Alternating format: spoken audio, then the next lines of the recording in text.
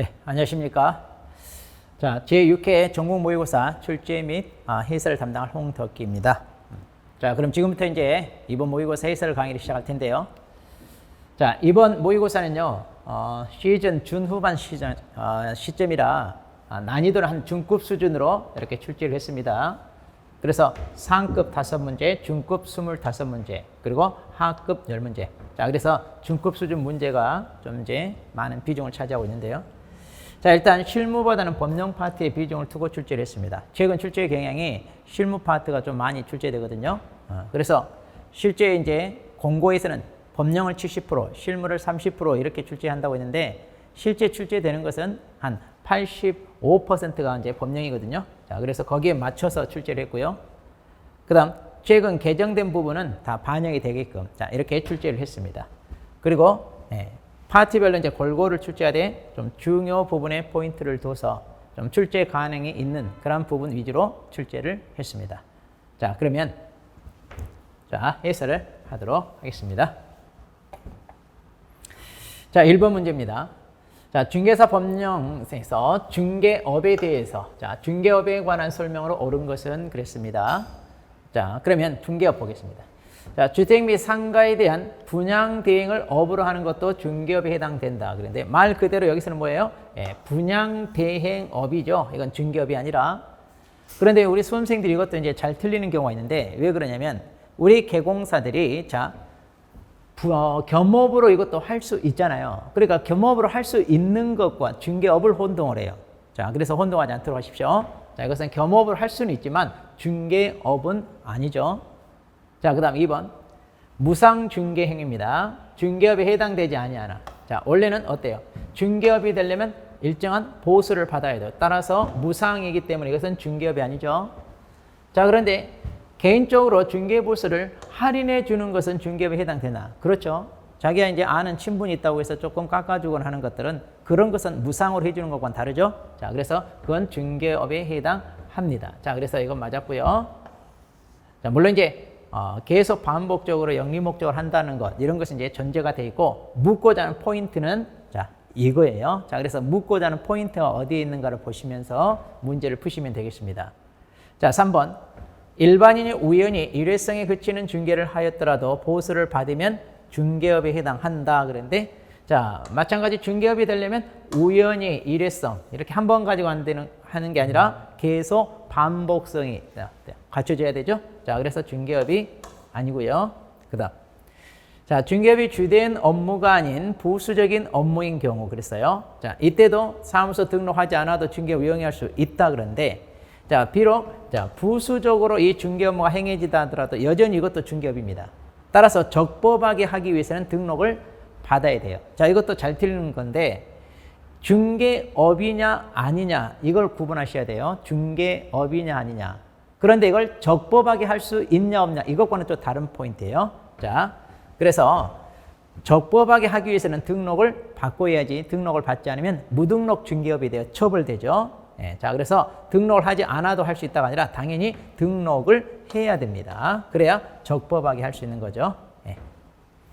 자, 중개사법에 의한 개공사임을 표시하는 사무소 명칭을 사용하고 중개를 의뢰하였다면 중개업에 해당하지 않는다. 그런데 자, 중개업이 되기 위해서는 자, 계속 반복성이 필요하다고 했습니다. 자, 그런데 여기서 이제 딱 한 번을 했네요. 자, 그런데 개업 공인중개사임을 표시하는 사무소 명칭을 사용했다 그랬어요. 자, 이 경우는 자, 사무소까지 이렇게 차렸다는 얘기니까 우연히 한 번만 하고 그만둘 생각이 아니죠. 여기는 앞으로 계속 반복할 것이 예정돼 있어요. 자, 이렇게 잠재적 계속 반복성이 있잖아요. 이런 경우는 업에 해당하죠. 자, 그래서 않는다 그랬으니까 틀렸습니다. 자, 이것도 이제 판례를 응용한 지문이에요. 자, 그러면 옳은 것은 자, 2번이 되겠습니다.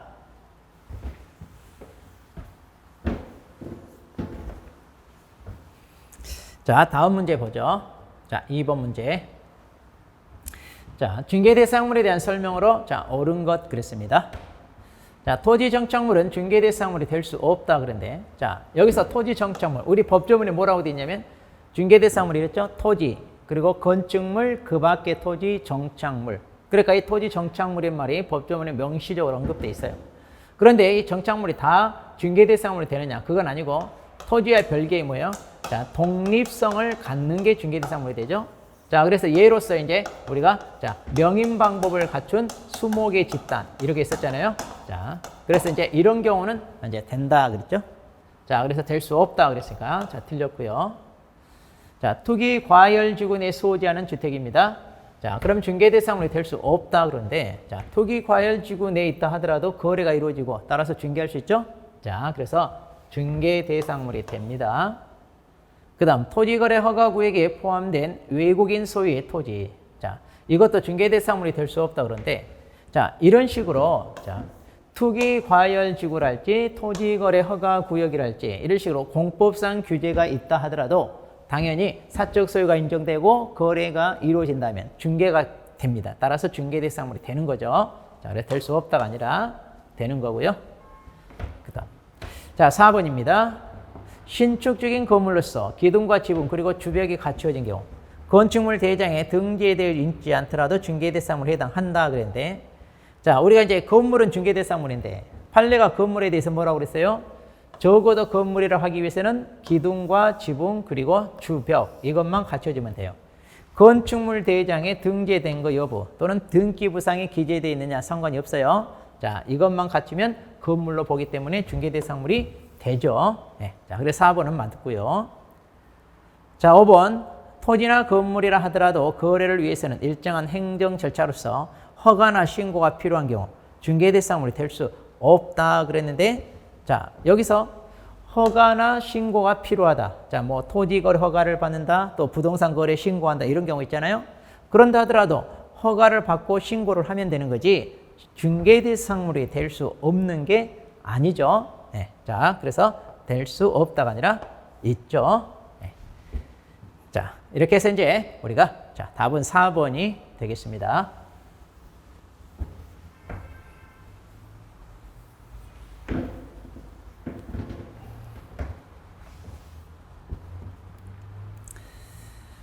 자, 3번 문제 보겠습니다. 자, 틀린 건 그랬네요. 자, 이제 공인중개사 자격에 대한 문제 있습니다. 자, 무자격자의 중개업은 동법에 의해 금지된 행위로서 그랬어요. 형사처벌 대상이 되는 범죄행위다. 이게 뭐예요? 자격이 없이 하는 중개업은 자격이 없으니까 등록을 할 수 없고 따라서 이건 뭐예요? 무등록 중개업. 따라서 3년 이하 또는 3천만 원 이하의 처벌되는 자 범죄행위입니다. 그렇기 때문에 업무방해죄 보호 대상이 되는 업무라고 볼 수 없다. 자, 이 무등록 자체가 불법이기 때문에 업무방해죄 이런 보호 대상이 되는 업무라고 할 수 없죠. 그래서 이거 뭐 방해했다고 해서 업무방해죄로 상대방이 처벌되는 게 아니죠. 자, 그래서 볼 수 없다. 자, 맞았고요. 자, 2번. 자, 공인중개사로부터 자격증을 대여받아 중개업을 수행한 경우라면 무등록 중개업이 아니다 그랬는데 자, 자격증을 대여를 받았다고 해서 이 사람한테 자격이 인정되는 거 아니고 다시 말해 또 등록을 할 수도 없잖아요. 여전히 이 사람은 무등록 중개업이 되는 거죠. 네. 자, 그래서 무등록 중개업이고요. 자, 그 다음. 자, 무자격자가 공인중개사 업무를 수행하였는지 여부는 외관상 공인중개사가 직접 업무를 수행하는 형식을 취하였는지 여부에 구애됨이 없이 자, 실질적으로 자, 이렇게 실질적으로 무자격자가 공인중개사 명의를 사용하여 업무를 수행하는지 여부에 따라 판단한다 그랬죠. 자, 그래서 판례가 이렇게 얘기했습니다. 그래서 실질적으로 누가 이 일처리 했느냐 이걸로 판단하겠다. 그래서 무자격자가 실질적으로 일처리 다 했다면 자격증 대여에 해당한다 그랬죠. 네. 자, 그래서 이제 자, 3번은 자, 맞았고요. 자, 다음 질문 봅니다. 4번. 자, 무자격자가 거래를 성사시켜 작성한 계약서에 개공사가 자신행감을 날인하는 경우 자격증 대여 행위에 해당한다 그랬네요. 자, 아까 얘기했죠. 무자격자가 일처리는 실질적으로 다 하고 실제 개공사가 자기가 일처리한 것처럼 그 계약서에 이렇게 인감을 날인하는 것. 즉 형식적으로 이 공인중개사 업무를 한 것처럼 꾸몄다 하더라도 이거는 자격증 대여에 해당한다 그랬죠. 자, 같은 판례 내용입니다. 자, 그래서 이것도 맞았고요. 그 다음 무자격자가 자신의 명함에 무슨 공인중개사무소 대표라는 명칭을 사용했습니다. 자, 보통 이제 이렇게 사무소 대표 그러면 이제 이 사람이 오너 입장이잖아요. 그럼 우리 일반인들이 봤을 때 중개사무소를 개업한 사람이기 때문에 공인중개 자격이 있겠구나라고 생각할 수 있잖아요. 자, 따라서 이 사람 공인중개사 사칭, 자, 유사 명칭을 사용한 것에 해당한다. 이렇게 판단을 했습니다. 자, 그래서 자격 사칭의 범위를 판례는 좀 더 넓게 그렇게 해석하고 있죠. 자, 이것도 맞았습니다. 자, 그러면 틀린 것은 뭐가 되나요? 자, 1번. 자, 1번 이렇게 맞았고 2번 이게 이제 틀렸잖아요. 자, 그래서 2번이 정답이 되겠습니다. 자, 4번 문제 보겠습니다. 자, 중개사무소 개설 등록을 위한 등록 기준. 자, 여기서 조심할 게, 자, 등록 기준에 대해서, 다시 말해 등록 요건에 대해서 묻고 있습니다. 틀린 거 그랬네요. 자, 1번. 중개사무소는 건축물 대장에 기재된 건물로서 사용 권한을 확보한 것이어야 된다. 그렇죠? 우리가 사무소는 아무 건물이 아니라, 자, 건축물 대장에 기재된 건물이어야 되고요. 그 다음, 또 사용 권한을 확보하면 됩니다. 꼭 자기 소유 아니어도 되죠. 그래서 사용 권한만 확보하면 되고요. 자, 2번. 소속 공인중개사로서 고용관계 종료 신고 1년 이내에 중개사무소 개설 등록을 신청하려는 자. 자, 중개업에 종사하다가 그만둔 지 1년이 되지 않아 다시 중개업에 종사하게 되는 경우. 이 경우 실무교육 받지 않아도 된다. 그러니까 이제 소공사 같은 경우는 고용신고일 전 1년 이내 자, 실무교육을 받았겠죠. 자, 그런데 그만둔 지 1년이 되지 않았어요. 자, 이 사람은 이제 등록을 신청할 수도 있고 또 다른 개업공인중개사 소공사로 들어갈 수도 있잖아요. 자, 그랬을 때 실무교육을 받지 않아도 된다. 예, 면제되는 겁니다. 자, 3번. 상업용 건축물의 분양 대행을 영위할 목적으로 설립된 주식회사라면 중개사무소 개설 등록을 받을 수 있다. 자, 법인으로 등록을 하기 위해서는 그 요건 중에 법정 업무만을 영위할 목적으로 설립되어야 된 법인이다 그랬습니다. 자, 그럼 여기서 상업용 건축물에 대한 분양 대행 이건 법정 업무에 들어가나요? 예, 들어갑니다. 자, 따라서 법정 업무를 영위할 목적으로 설립된 법인인데 이때 법인은요. 상법상 회사의 종류면 되죠. 따라서 상법상 주식회사라면 상법상 회사의 종류에 해당하기 때문에 당연히 등록을 받을 수 있습니다. 자, 주의하세요. 법인으로 등록을 하기 위해서 반드시 상법상 주식회사이어야 하는 게 아니라 상법상 어떤 종류의 회사든 그 회사이기만 하면 되는데 주식회사라면 자, 상법상 회사의 종류에 들어가기 때문에 자, 그래서 등록을 받을 수 있다. 이게 맞는 겁니다. 자, 4번. 법인으로 등록을 신청하려는 경우 대표자가 공인중개사 자격이 있어야 하는 것은 아니다. 그런데 그게 아니라 대표자는 어때요? 반드시 자격이 있어야 되죠. 자, 그래서 이제 이게 틀렸네요. 자, 그 다음 5번. 자, 협동조합 기본법상 사회적 협동조합은 등록을 받을 수 없다. 그런데 자, 법인으로 하기 위해서는 아까 자, 상법상 회사이거나 또 협동조합 기본법상 협동조합이면 되는데 자, 여기서 사회적 협동조합 그랬네요. 자, 사회적 협동조합은 이것은 비영리법인이에요. 중개업을 하겠다는 것은 자, 돈을 벌겠다는 영리법인이어야 되는데 자, 사회적 협동조합은 비영리법인이기 때문에 등록을 받을 수 없다 그랬죠. 네. 자, 이건 맞아요. 자, 그래서 이제 자, 틀린 것은 4번이 되겠네요.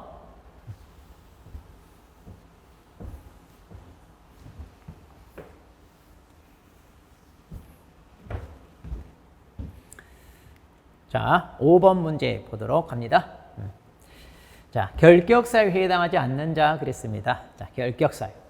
자, 중개보수를 초과해서 받은 것을 이유로 벌금 500만 원을 선고받았어요. 자, 벌금 액수가 나오면 300만 원 이상이잖아요. 그러면 반드시 앞으로 가서 중개사법 위반인지 확인하라 그랬어요. 자, 그런데 중개보수를 초과해서 받은 것 때문에 벌금을 받았네요. 그럼 중개보수 초과해서 받으면 우리 자, 중개사법상 자, 금지 행위 위반이 되잖아요. 따라서 이것은 우리 중개사법 뭐예요? 자, 이 법 위반이라는 게 되죠. 확인이. 자, 그래서 중개사법 위반으로 벌금 300만 원 넘게 받았습니다. 그럼 뭐예요? 3년간 결격이 되죠. 자, 그래서 이거 3년간 결격. 자, 벌금을 납부했다고 해서 결격이 아닌 게 아니라 벌금은 당연히 납부해야 되고요. 그리고 몇 년간? 3년간 결격이 됩니다. 자, 2번. 자, 파산 선고를 받았으나 파산 채권자에 대해 채무 전부를 변제하여 그 책임을 뭐라고? 자, 책임을 면하고 법원에 복권을 신청을 했네요. 자, 이렇게 이제 복권을 신청하면 이제 법원에서 판단을 해요. 자, 복권 결정을 받아야 되잖아요. 그런데 아직 신청한 단계예요. 결정을 받지 않았죠? 자, 그래서 여전히 여기는 결격이 되는 거죠. 자, 복권 결정을 받아야 됩니다. 자, 그래서 결격. 자, 그 다음 업무정지 기간 중에 중개업을 하다가 적발되어 등록 취소 처분을 받았습니다. 자, 이렇게 이제 등록이 취소되면요. 자, 우리가 3년간 결격이라고 배웠죠. 3년. 그런데 1년밖에 안 지났네요. 자, 그래서 결격이고요. 자, 징역형 선고를 받고 복역 중에 특별 사면을 받고 출소했습니다. 자, 특별 사면, 형 집행 면제 사유잖아요. 현 집행 면제 사유는 자, 밖으로 나와서 얼마? 3년이 경과해야 벗어나는데 2년이 경과됐네요. 자, 그래서 2년밖에 안 지났으니까 여전히 결격이 되겠고요. 자, 5번. 징역 5년을 선고받고 복역 중 3년 만에 가석방 됐네요. 자, 3년 만에 자, 가석방 되면 잔영기가 얼마 남았다는 얘기예요? 자, 2년이 남았다는 얘기죠. 자, 그럼 보통 가석방은 이렇게 잔영기 플러스 몇 년? 자, 또 추가로 3년이 지나야 돼요. 자, 그래서 이 사람은 토탈 얼마 지나야 돼요? 5년. 자, 그런데 5년이 경과됐다고 그러네요. 자, 이렇게 5년이 경과됐으니까 이 사람은 결격이다 아니다? 자, 결격이 아니죠. 자, 그래서 답은 다 결격인데 5번이 결격이 아니게 됩니다.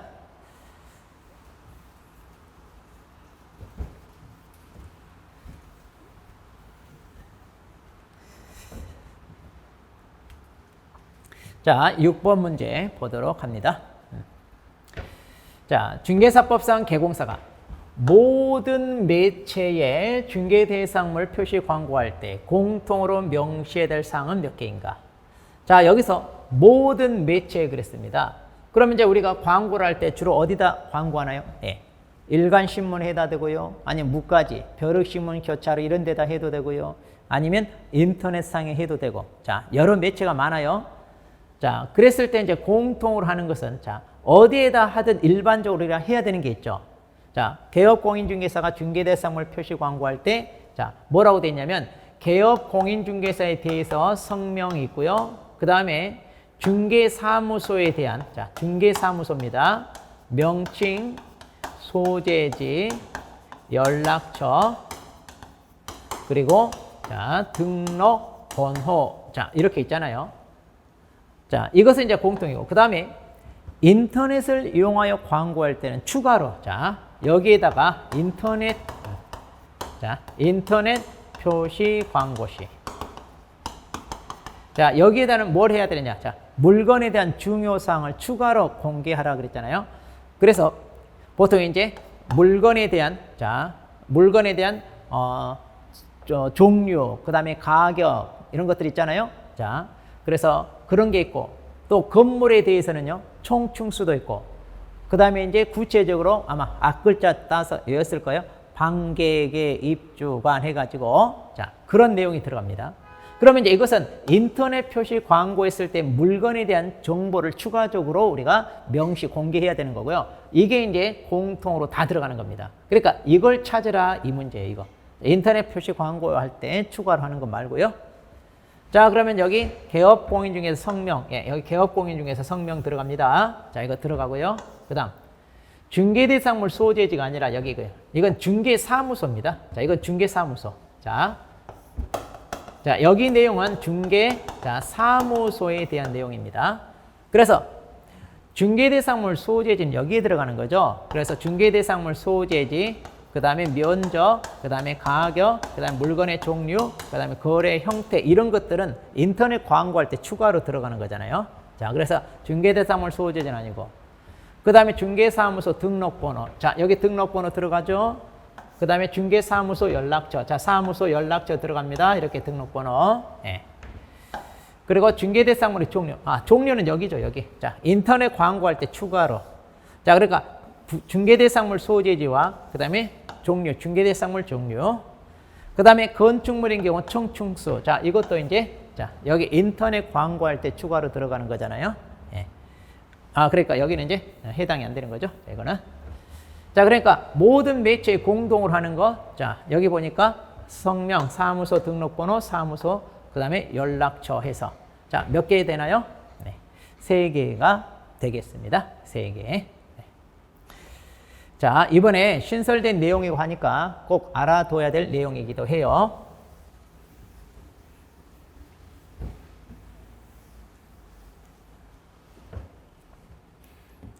자, 7번 문제 보겠습니다. 자, 중개대상물 표시광고 위반에 대한 제재. 자, 이것도 여러분이 조심해야 돼요. 이것도 조금 복잡하게 보입니다. 각각 위반에 대한 제재 명확히 알고 있어야 되는 문제 중에 하나인데, 자, 개공사가 중개대상물에 대해 표시광고를 하면서 보존을 명시하지 마라 그랬는데 명시했어요. 자, 그럼 이제 표시광고 위반이잖아요. 자, 이런 식으로 개공사가 중개대상물 보통 표시광고 위반하면 다 뭐냐? 다 100만 원 이하 과태료입니다. 자, 그래서 이건 맞았고요. 그 다음, 개공사가 중개대상물에 대한 표시광고를 하면서 법정상을 명시하지 않은 경우. 자, 방금 전에 성명, 그 다음에 사무소 명칭, 소재지, 연락처, 등록번호 있잖아요. 그것도 마찬가지. 자, 이렇게 이제 명칭, 개공사가 일반적으로 이런 거 위반하면 다 100만 원 이하 과태료입니다. 그 다음, 개공사가 인터넷을 이용하여 중개대상물 표시 광고할 때, 자, 법정상 추가로 명시하라. 자, 아까 좀 전에 봤었죠?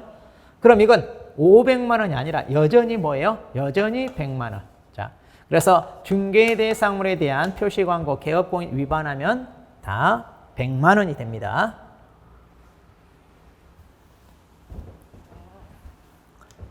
자, 그 다음 4번 지문입니다. 자, 개공사가 중개대상물이 존재하지 않아 실제로 거래할 수 없는 물건을 했네요. 이게 이제 이번에 신설된 거 뭐예요? 자, 부당 광고 있잖아요. 자, 개업 공인중개사가 해서는 안 되는 부당한 표시 광고 해가지고 그 항목이, 자, 항목이 아마 5개 있을 거예요. 자, 이거 꼼꼼하게 살펴보세요. 굳이 외우진 않아도 딱 보면 이거 부당 광고다. 이건 알 수 있어요. 자, 이런 경우가 부당한 거잖아요. 자, 그래서 부당 광고는 뭐라고요? 500만 원이 과태료가 됩니다. 그 다음, 개업공인중개 아닌 자. 자, 이렇게 개업공인중개사 아닌 자가 뭐 위반했다 그러면요, 무조건 1년 이하 1,000만 원 이하예요. 자, 그렇게 해서 이제 표시 광고를 했거나, 또 개업공인중개사 아닌 자가 사무소를 차리고 거기에 법정 문자를 사용한 경우 있죠. 자, 그런 경우도 다 1년 1천 이럽니다. 네. 자, 그래서 이제 정답이 3번이 되겠네요. 자, 8번 문제 봅니다. 자, 개업공인중개사의 업무 범위에 대한 설명을 옳은 거. 자, 업무 범위. 그러니까 이제 우리가 겸업으로 할 수 있냐 없냐 하는 거 있죠. 자, 부칙상 개공사입니다. 자, 중개인이죠. 중개인은 주택에 대한 분양 대행업을 할 수 있나요? 자, 법인에게 총 6가지 겸업이 있잖아요.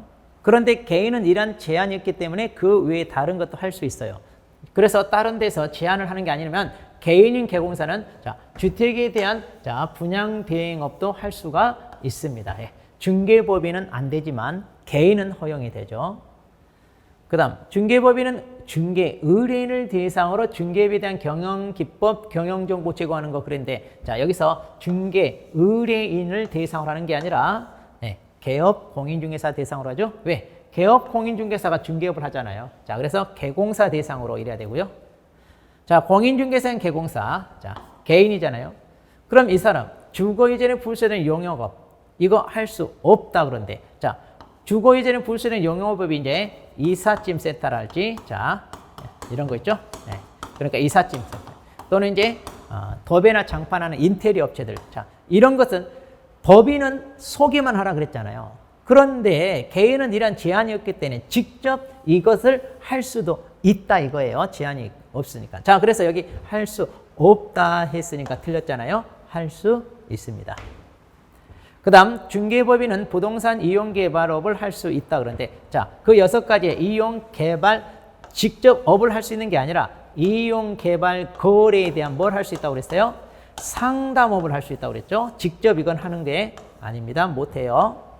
그 다음, 법인이 아닌 모든 개공사. 자, 법인이 아닌 모든 개공사니까 개인입니다. 여기는 그러니까 공인중개사인 개공사와 그 다음에 중개인, 자, 부칙상 개공사들이 포함되는데 이들은 중개법인에 인정되는 겸업 모두를 할 수 있다 그랬는데 자, 여기서 우리가 알아야 될 게 중개인 같으면 중개법인에게 인정되는 자, 경공매 대상 부동산에 대한 알선대리 이거 해요 못해요? 자, 이거 못 하잖아요. 예, 자, 그래서 이것도 틀렸네요. 예. 자, 그러면 이제 설명으로 옳은 것은 자, 1번이 맞고 나머지는 다 예, 틀렸네요.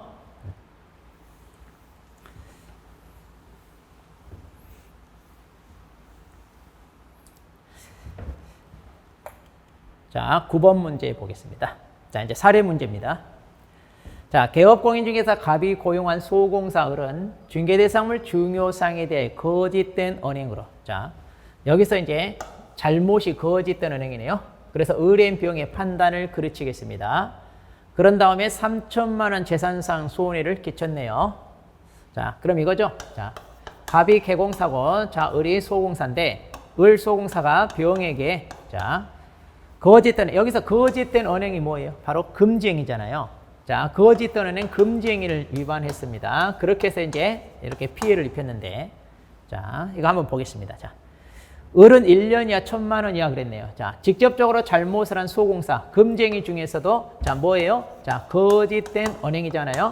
그리고 의뢰인의 판단을 그르쳤다. 그럼 이건 어떻게 돼요? 이거 우리가 1년 이하 1,000만 원 이하라고 배웠죠? 자, 그래서 이거 1년 이하 1,000만 원 여기 처해지고요. 그 다음 만일 을이 이렇게 형벌을 받게 되면 갑도 1,000만 원 이하 벌금에 처해질 수 있다. 이게 뭐예요? 이게 양벌 규정 얘기하는 거잖아요. 자, 고용인이 형벌을 받게 되면 개업공인중개사 너도 벌 받아라. 자, 이때 개공사는 해당 조에 규정된 벌금형. 자, 그래서 1년 이하 이게 1,000만 원 이하니까 어때요? 자, 1,000만 원 이하 벌금. 자, 여기에 처해질 수 있다. 다음은 갑이 을의 위반 행위를 방지하기 위하여 해당 업무에 관해 상당한 주의와 감독을 게을리하지 아니한 경우 양벌 규정이 적용되지 않는다. 그렇죠? 그러니까 이때는 자, 벌금 부과받지 않습니다. 자, 그래서 이것도 맞았고요. 자, 1번, 2번, 3번은 자, 다 맞았습니다. 자, 4번 질문. 갑이 양벌 규정에 의해 500만 원 벌금형을 선고받은 게. 자, 그럼 이제 관리감독상 주의무를 소홀히하여 만일 자, 이렇게 양벌 규정 적용받아 500만 원 벌금을 받았어요. 자, 그럼 300만 원 넘었네요. 그럼 우리가 중개사법 위반으로 300만 원 이상 벌금을 받게 되면 결격이고, 자, 이렇게 결격이 되면 그 결과적으로 이제 등록이 취소된다 그랬는데, 그러면 이런 경우도 자, 갑에게 등록 취소하나요? 자, 근데 우리 판례가 있죠. 양벌 규정으로 벌금 300만 원 이상 받았을 때는 결격이 아니고 따라서 등록 취소되지 않는다. 자, 즉 그래서 취소하여야 한다. 이게 틀렸네요. 자, 이 판례 아주 중요한 판례죠.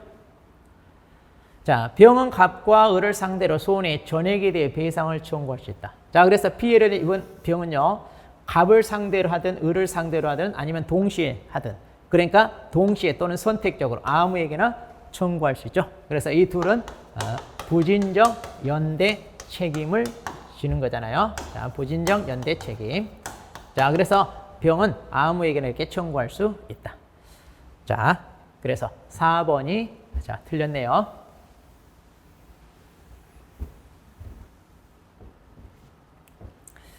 자, 10번 문제 보겠습니다. 자, 인장에 대한 내용입니다. 자, 옳은 거 그랬는데, 자, 인장 등록을 하지 않으면 등록증을 교부받지 못한다 그랬는데, 자, 등록증 교부 받을 때는요, 인장 등록했는지 이거 검토하는 게 아니라 뭐예요? 보증 설정 여부를 검토하고 등록증을 주는 거잖아요. 그럼 인장 등록 언제까지? 업무 개시 전까지. 그러니까 등록증 교부 그 받은 다음에 해도 되잖아요. 업무 개시 전까지니까. 자, 그래서 등록증 교부하고는 이것과는 전혀 상관이 없습니다. 자, 그래서 틀렸고요. 자, 이번 분사무소 경우에는 상업등기규칙에 따라 법인의 대표자가 보증한 인장을 등록하여야 한다가 아니죠. 자, 원래는 법인의 상업등기규칙에 따라 신고한 인장, 그 법인 인장 있잖아요. 그거 사용해도 되는데, 자, 도장 하나로 사용하기는 번거롭잖아요. 그래서 분사무소마다 따로 사용할 도장 하나 등록하고 사용하게끔 이렇게 편의를 봐주는 겁니다. 그러니까 필요하면 하고 필요 없으면 안 해도 돼요. 그러니까 할 수 있다 이래야 되고요. 자, 3번. 인장 등록 의무를 이행하지 않을 경우 등록 취소가 아니라 이건 업무정지 사유죠. 업무정지. 그 다음 인장 등록은 중개사무소 개설 등록을 신청할 때 같이 할 수 있다. 그렇죠. 개공사 같으면 이때 할 수 있고요. 소공사 같으면 고용신고할 때 같이 할 수 있다잖아요. 고용신고할 때도 같이 할 수 있다. 자, 그래서 이건 맞았고요. 자, 인장을 변경 등록할 때는 이제 10일이 아니라 며칠이에요? 자, 이거 7일 이내 하게 돼 있죠. 자, 그래서 옳은 것은 자, 4번이 되겠습니다.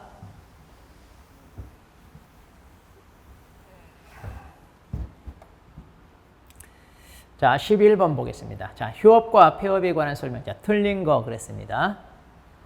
자, 휴업기간은 원칙적으로 6월을 초과할 수 없습니다. 예. 그래서 3개월 초과할 때부터 신고 대상이고요. 그 다음에 6월을 초과할 수 없다. 그 다음 폐업신고 재등록을 한 개업공인중개사가 폐업신고 전 위반 행위로 등록이 취소됐을 때 그럼 이렇게 등록이 취소되면 3년간 결격이잖아요.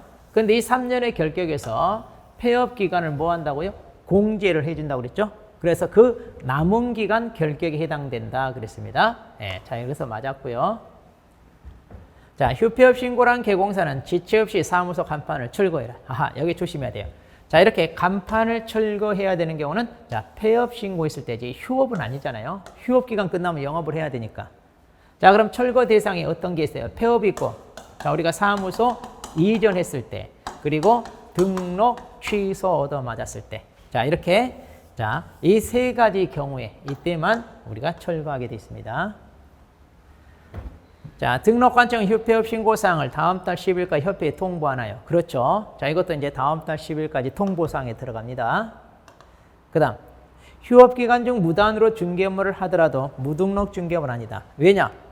휴업이라 하더라도 등록은 살아있잖아요. 자, 그래서 무등록은 아니고, 단 이렇게 이제 무단으로 중개업을 하게 되면 뭐냐? 휴업기간 중에 우리가 중개업을 하고 싶다. 그러면 뭐 해야 돼요? 자, 재개 신고를 하면 돼요. 그런데 무단으로 중개업을 했다는 얘기는 신고 없이 했다는 얘기죠. 그러니까 여기에 대해서 뭐예요? 신고 위반에 대한 자, 100만 원 이하 과태료 처분을 받는 거지 무등록은 아니다. 이렇게 보시면 됩니다. 자, 그래서 자, 3번이 틀렸고요.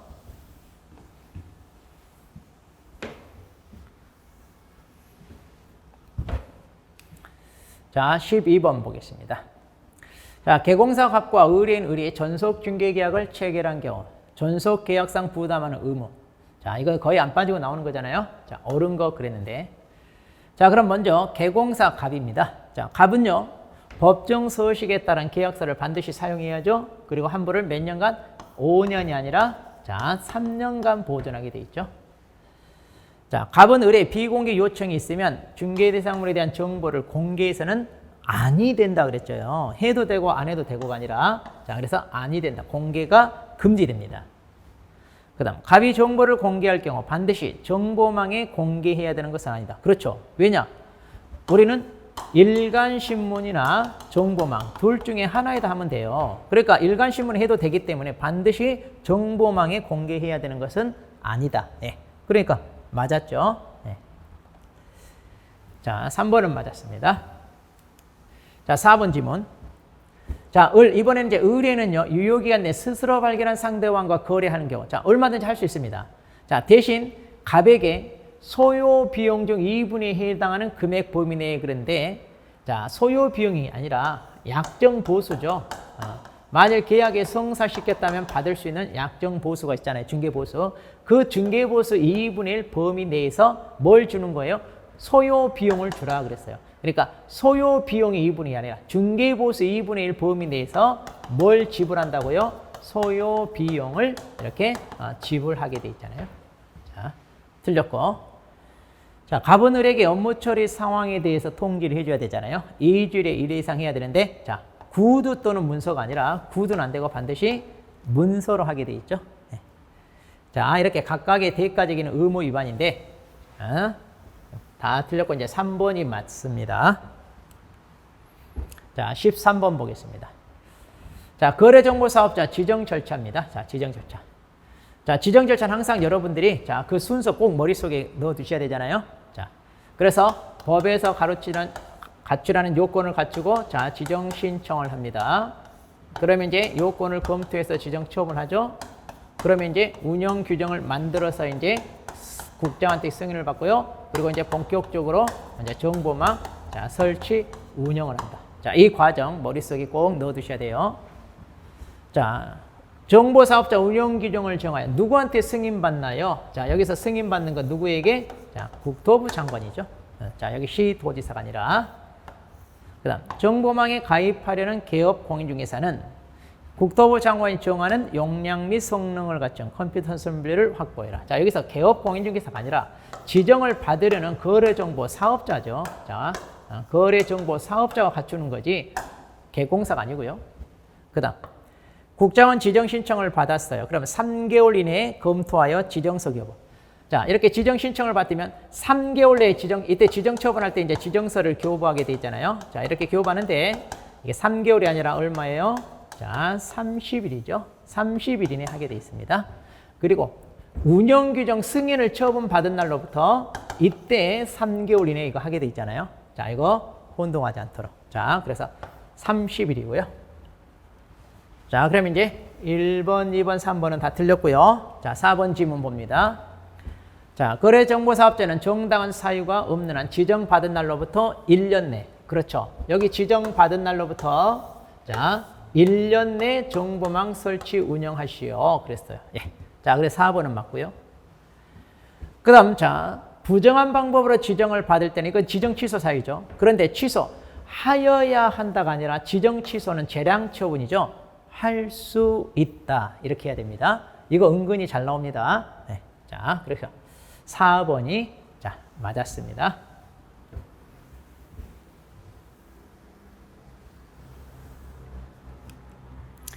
자, 14번 문제. 자, 33조 1항의 금쟁이. 자, 33조 1항의 금쟁이는 뭐예요? 이것은 개업 공인중개사 등에게 적용되는 거잖아요. 그러니까 일반인에게는 적용되지 않고요. 자, 그럼 금쟁이로 볼 수 없는 거. 자, 1번 개공사가 분양권 매매 중개를 했다. 자, 분양권은 중개대상물입니다. 중개대상물 매매를 중개업을 하는 거. 이건 당연히 우리가 할 수 있는 중개업이잖아요. 그러니까 이건 금쟁이가 아니죠. 우리가 할 수 있는 거잖아요. 볼 수 있는 거. 자, 그래서 금쟁이. 자, 그럼 답 나왔네요. 자, 1번 나왔고요. 그 다음 2번. 자, 개공사가 자기 친구로부터 단독주택 매도를 의뢰받아. 자, 여기서 매도를 의뢰받았다는 얘기는 이 친구가 뭐예요? 의뢰인이란 얘기잖아요. 이렇게 의뢰인과 계약을 했네요. 그럼 이거 뭐가 돼요? 자, 이거는 자, 직접 거래가 되는 거죠. 의뢰인. 그 다음. 탈세 목적 미등기 전매를 중개하였으나 매도인이 전매차익을 얻지 못했다. 자, 전매차익 있고 없고 상관없이 이거 뭐에 들어가요? 자, 우리가 투기 조장 행위라고 그랬죠? 투기 조장 행위. 그 다음, 개공사갑이 다른 개공사을과 공동으로 매도 의뢰인. 자, 여기도 의뢰인과 뭐예요? 매수했으니까 직접 거래죠. 자, 이것도. 자, 직접 거래. 자, 여기서 개공사 갑이 이제 묻는 거니까 갑은 직접 거래고. 그럼 을은요? 을은 금쟁이, 여기에는 해당되지 않죠? 을은 금쟁이가 아닙니다. 지금 갑을 묻고 있어요. 자, 을은 쌍방을 대리하여 단독으로 계약을 성립했다. 자, 이렇게 쌍방 대리. 자, 이것도 금쟁이죠? 자, 쌍방 대리. 자, 그러면 이제 금쟁이 아닌 거. 네, 1번이 금쟁이가 아닙니다.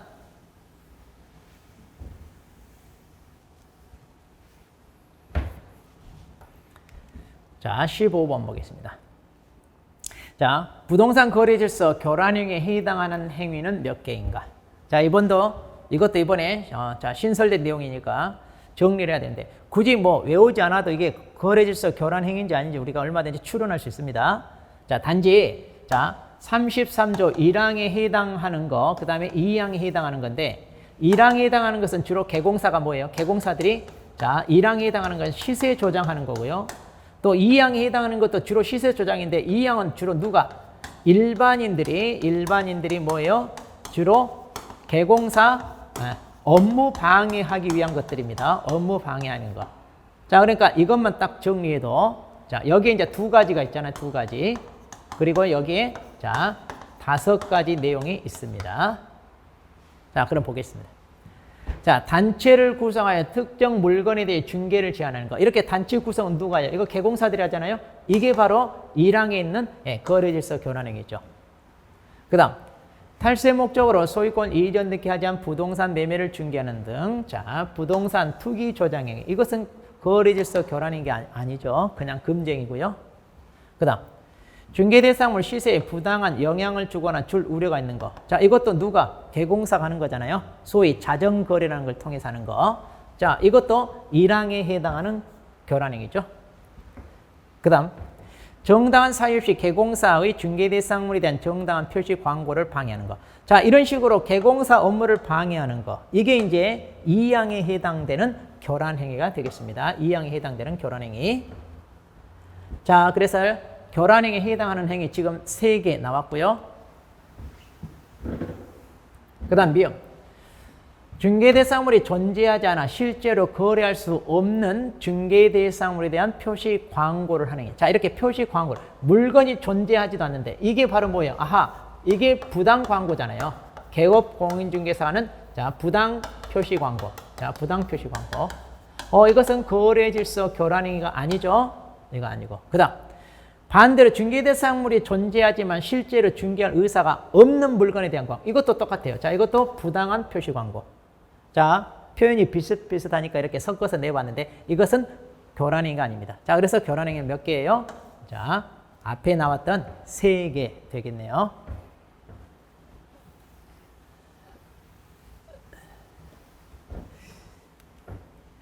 자, 16번 보겠습니다. 자, 확인 설명 의무에 관한 내용으로 옳은 것 그랬습니다. 자, 확인 설명은 소공사 또는 보조원이 하더라도 무방하다 그랬는데, 자, 소공사는 중개업무를 할 수 있으니까 할 수 있는데 보조원은 할 수 없죠. 자, 그래 틀렸고. 자, 확인 설명 계약이 체결된 때 그랬는데, 자, 여기서 계약이 체결된 때가 아니라 중개 완성 전에 하는 거잖아요. 다시 말해 계약이 체결되기 전에 의뢰인이 궁금해하는 내용, 이거 브리핑 끊임없이 하는 겁니다. 방식은요, 말로만 할 게 아니라 근거자료 제시하면서 하는 거죠. 자, 여기서 조심할 게 또 근거자료 제시하라고 했지. 자, 이거 교부하라고 하지 않았어요. 자, 이것도 조심하시고요. 자, 이것도 이제 틀렸고. 자, 그래서 자, 이렇게 자, 거래 당사자 쌍방에게 하는 게 아니라 누구한테 하는 거예요? 자, 확인 설명은 취득 의뢰인 일방에게 하는 거고요. 그 다음 개공사는 확인 설명상을 조사 확인하기 위해 중개대상물 상태에 관한 자료를 이전 의뢰인에게 요구하여야 한다가 아니라 이것은 할 수 있다. 재량이죠. 자, 틀렸고. 그 다음 중개가 완성되면 확인 설명상을 서면으로 작성하. 이게 이제 확인 설명서가 되잖아요. 그런 다음에 교부는 자, 쌍방에게 하게 돼 있잖아요. 그리고 본인도 환부를 3년간 보존하고요. 네. 자, 그래서 5번이 정답이 되겠습니다.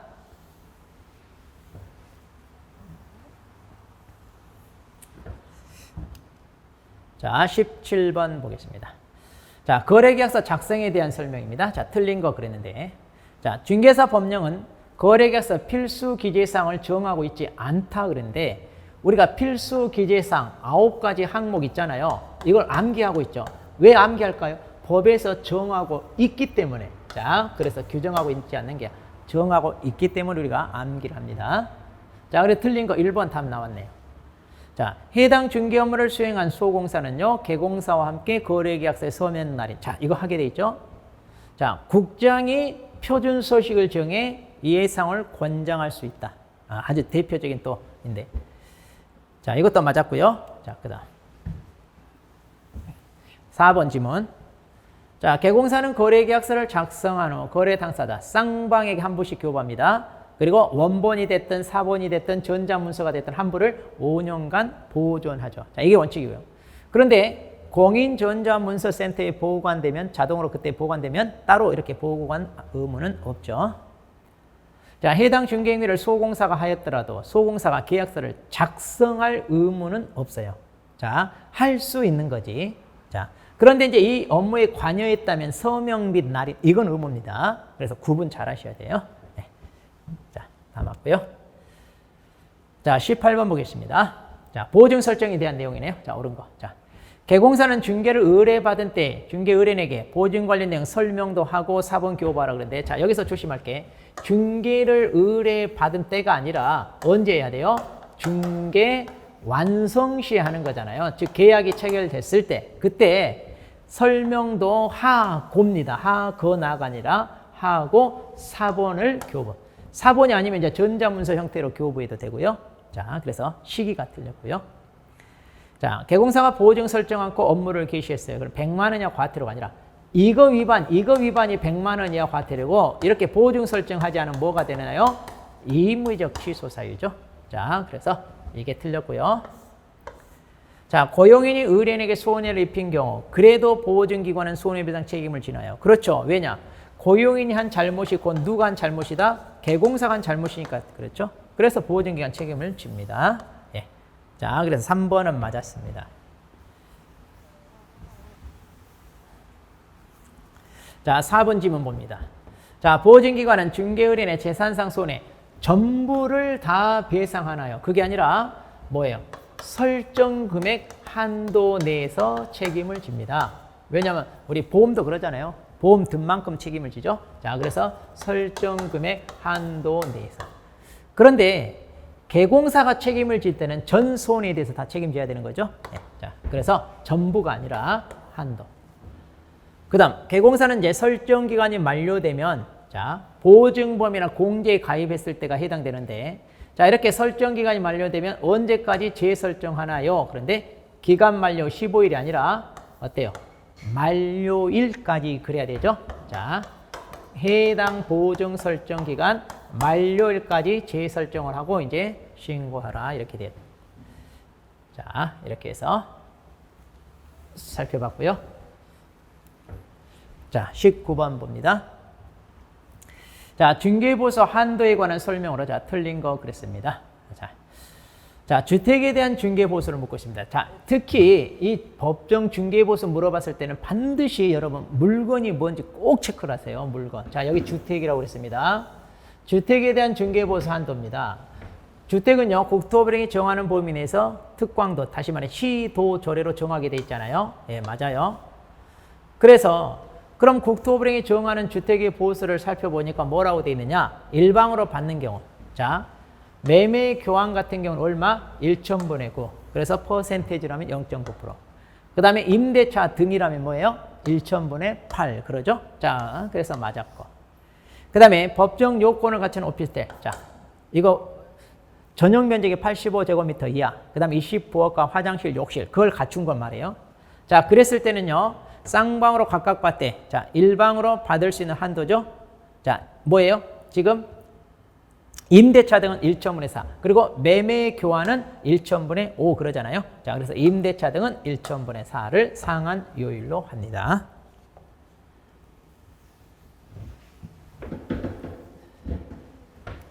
자, 그 다음에 자 4번 지문.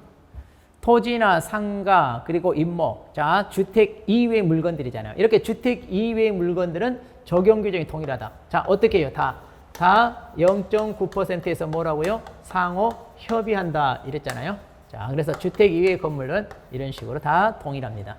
또 거래 유형도 구분 없어요. 매매, 교환, 임대차 다 똑같습니다. 그 다음 자, 주택 중개의 경우라겠네요. 자, 주택이라고 그랬습니다. 그랬을 때 중개보수 요율 범위 안에서 실제 자기가 받고자 하는 상한 요율을 중개보수 실비 요율 및 한도의 표에 명시하고 이를 초과해서 받지 마라. 우리가 많이 들어봤잖아요. 자, 그런데 이것은 어디냐? 자, 여기 해당하는 여기 주택 이외. 주택 이외는 이렇게 0.9에서 하기 때문에 이게 많기 때문에 서로 경쟁을 비추기 위해서 자기가 받고 싶은 걸 여기다 명시하고 초과하지 마라 이렇게 나와요. 주택은 이런 게 있을 수가 없죠. 주택은 어때요? 시도 조례로 정하기 때문에 자, 이런 말 자체가 없어요. 자, 그래서 이것은 주택 이외에 해당하는 내용이다. 자, 그래서 5번이 틀렸네요. 자, 물건이 뭔지 잘 봐야 됩니다. 자, 20번. 자, 협회에 대한 겁니다. 자, 옳은 거. 자, 개공사인 공인중개사는 자, 협회는 이제 누가 설립하냐면 자, 개업 공인중개사인 공인중개사, 즉 개공사들이 합니다. 뭐 하려고? 자질 양상, 품위 유지, 중개업에 관한 제도 개선 및 운영에 관한 업무를 효율적으로 수행하기 위하여. 자, 여기까지가 이제 설립 목적인데 마지막으로 설립하여야 한다가 아니죠. 이것도 의무가 아니에요. 재량할 수 있다 이래야 되죠. 자, 2번. 자, 감독관청은 불법행위 중개를 이런 거 단속함에 있어서 필요하면 협회에 협조 요청할 수 있죠. 그리고 이때 협회는 특별한 사정이 없는 한 이에 따라야 한다. 자, 그래서 이렇게 보통 같이 단속합니다. 자, 그래서 자, 이건 맞았고요. 3번 협회의 지부에 대한 감독은 시도지사, 지회에 대한 감독은 등록관청이다 그런데 그게 아니라 감독은 다 누가예요? 국장이 하죠. 자, 그래서 이런 거 다 틀렸고요. 항상 조심하세요. 감독은 주사무소, 지부, 지회 모두 다 국장이 한다는 거. 신고를 여기다 하죠. 설치 신고를. 지부는 시도지사에게, 지회는 등록관청에게. 자, 협회는 공제사업을 국장으로부터 위탁을 받았는데, 자, 공제사업은 수탁 업무가 아니라 뭐예요? 협회 고유 업무죠. 자, 고유 업무입니다. 그래서 수탁 업무가 아니에요. 틀렸고. 협회는 지부와 지회를 법률이 정하는 바에 따라 두어야 한다 그런데, 자, 여기도 틀렸네요. 자, 이거 설치 근거가 법률이 아니라 정관이죠. 자, 그래서 정관이 정하는 바에 따라 또 두어야 한다가 아니라 뭐예요? 둘 수 있다라고 되어 있죠. 자, 이것도 이제 설치가 재량상이죠, 재량. 자, 그래서 협회. 자, 정답은 2번이 되겠네요. 자, 그러면 잠깐 쉬었다가 또 나머지 해설하도록 하겠습니다.